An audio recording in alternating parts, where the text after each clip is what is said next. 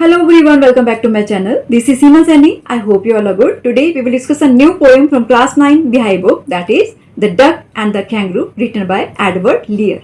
So first of all, I'll give you introduction of this poem and then stanza-wise explanation. So let's start with the introduction. The poem elaborates the desire of a duck confined within the limits of the pond to go beyond and travel the world like the kangaroo did. Okay, so ये poem elaborate करती है duck की Dzire को, जो कि एक छोटे से पॉन्ड में बंद है और वो चाहती है कि कैंगरू की तरह ही वो वर्ल्ड को ट्रेवल करे. The duck request the kangaroo to take it on a trip and find a solution to the problems which the kangaroo would face. Okay, और वो रिक्वेस्ट करती है कैंगरू से कि वो उसको एक ट्रिप पे ले जाए और साथ में उस ट्रिप से कैंगरू को जो होने वाली प्रॉब्लम्स थी उसकी सॉल्यूशन को भी फाइंड करती है.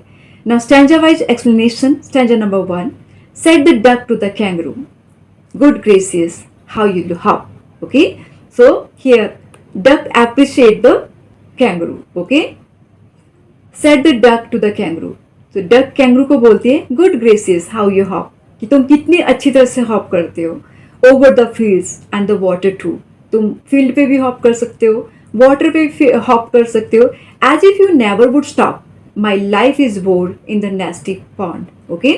और ऐसा लगता है कि तुम कभी भी स्टॉप नहीं करते हो. ठीक है, तुम हमेशा ही हॉप करते रहते हो. हॉप करना मीन्स उछल कूद करते रहते हो. ठीक है, so my life is bored in the nasty pond. और मेरी जो लाइफ है इस छोटे से पॉन्ड में बोर हो चुकी है. And I long to go out in the trip beyond. और मैं भी चाहती हूँ कि आपकी तरह ही मैं भी ट्रेवल करूँ, मैं भी वर्ल्ड को देखूँ. Okay, I wish I could hop like you. और मेरी विश है कि मैं आपकी तरह ही हॉप करूँ. Okay, said the duck to the kangaroo. ये वर्ड डक कैंगरू को बोलती है. Okay, now stanza number 2.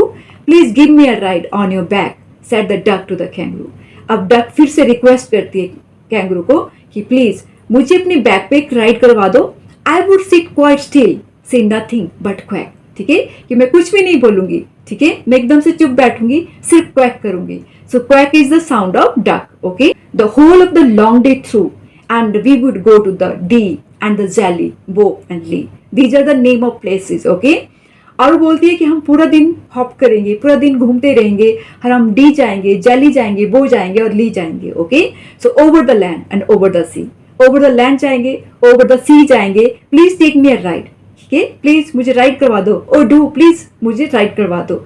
Said the duck to the kangaroo. Duck kangaroo को बोलती है. Okay, so now stanza number 3. Said the kangaroo to the duck. अब kangaroo ने duck को बोला, this requires some little reflection. Reflection means thought और pondering. Okay, so duck को kangaroo ने बोला कि इसके लिए थोड़ा सा टाइम लगेगा मुझे सोचने के लिए. ठीक है, सो अब कैंगरू ने सोचा. Okay, perhaps on the whole it might bring me duck. और जब कैंगरू ने सोचा, उसने सोचा कि जब मैं उसको राइड करवा दूंगा, ठीक है, कि हो सकता है कि उससे मुझे एक अच्छा लक मिल जाए.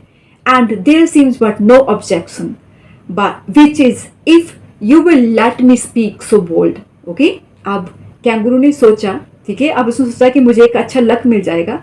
अब वो डक को बोलता है कि अब कुछ नहीं है बोलने के लिए, सिर्फ एक छोटा सा ऑब्जेक्शन है. ठीक है, which is if you will let me speak so bold. अगर तुम मुझे बोल्डली बोलने दोगी तो एक छोटा सा ऑब्जेक्शन है. ठीक है, जो feet are unpleasantly wet and cold. तुम्हारे जो फीट है जो वेट रहते हैं, कोल्ड रहते हैं. Okay, and would probably give me the rheumatism. Rheumatism means rheumatism means pain of muscles and joint. Okay, और वो बोलता है कि तुम्हारे जो फीट हैं वो वेट रहते हैं, कोल्ड रहते हैं, बहुत ज़्यादा ठंडे रहते हैं. ठीक है, जिससे मुझे रूमेटिज्म हो सकता है, मेरे मसल्स में और मेरे जॉइंट्स में पेन हो सकती है, मुझे एक डिजीज हो सकती है. कैंगरू ने डक को बोला. Okay, so now stanza number 4.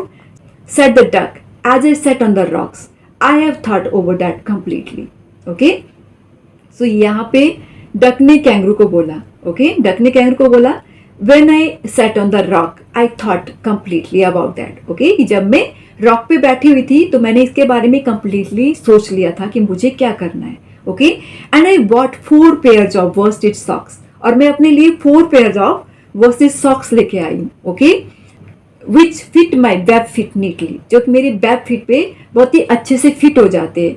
And to keep out the cold I have bought a cloak shrug.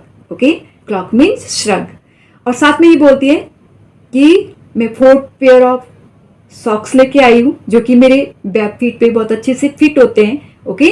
और साथ में मैं अपने लिए एक क्लॉक मीन्स एक श्रग भी लेके आई हूँ जिससे कि मेरी बॉडी वार्म रहेगी। And every day a cigar I will smoke, और एवरी डे मैं एक सिगार पीऊंगी, okay. And all to follow my own dear true love of a kangaroo, okay. So वो कैंगरू को अपना बिलव्ड मानती है और साथ में बोलती है all to follow my own dear true love of a kangaroo, okay. और उसको अप्रिशिएट करती है दोबारा से, उसे रिक्वेस्ट करती है कि ओ माई लव प्लीज मुझे राइड के लिए लेके जाओ, okay. Stanza number 5, set the kangaroo I am ready. अब स्टैंजा नंबर 5 में कैंगरू डक को बोलता है कि मैं रेडी हूं आपको ट्रैवल करवाने के लिए, all in the moonlight pale, okay. अब वो पेल मून लाइट में ट्रैवलिंग करना स्टार्ट कर देते हैं। But to balance me well dear duck sit study. अब बोलता है कि मेरी बॉडी को बैलेंस बनाने के लिए आपको एकदम से स्टडी बैठना पड़ेगा, okay. And quite at the end of my tail, okay. आपको बिल्कुल मेरे टेल के एज पे बैठना होगा, बिल्कुल एंड पे, ओके, ताकि मेरी बॉडी का जो बैलेंस है वो अच्छे से बन जाए। So away they bent with the hop and a bond. अब वो बहुत दूर ट्रैवल करते हैं, ठीक है, हॉप करते हैं और दूर तक जाते हैं। And they hop the whole world 3 times round. अब वो होल वर्ल्ड के राउंड 3 टाइम्स राउंड लेते हैं, okay. And who so happy oh who as the duck and the kangaroo. अब डक बोलती है कि ऐसा कोई भी इतना ज़्यादा खुश नहीं हुआगा जितना कि डक और कैंगरू हुए हैं, ठीक है, पूरे वर्ल्ड को ट्रैवल करके। और ट्रैवल भी उन्होंने कैसे किया, 3 time around the world, okay. So that's all for today. I hope you all have understood well, and I hope you all have enjoyed this poem. See you soon in my next video. Till then, bye. Take care.